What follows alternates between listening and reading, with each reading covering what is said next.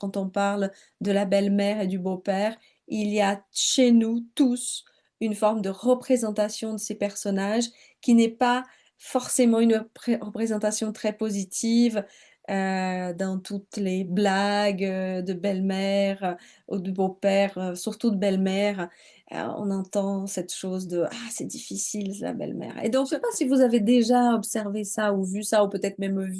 vécu ça vous-même. C'est-à-dire que le partenaire arrive, observe ce qui se passe dans la famille, observe les relations, il va dire: «Mmh, mais ils sont pas cool avec toi tes parents, ils sont pas sympas avec toi tes parents» et même le partenaire peut se plaindre de ses parents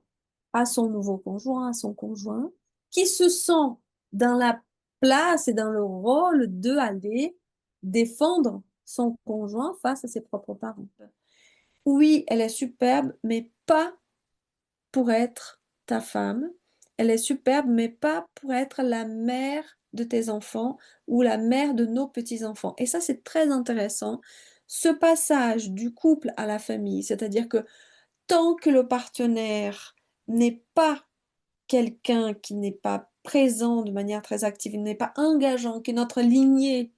n'est pas mise en cause, bon, allez, tu peux un petit peu t'amuser. Bah, surtout quand il s'agit des garçons, hein, soyons clairs, surtout les hommes peuvent un petit peu s'amuser, les femmes, c'est moins bien accepté. Donc en fait,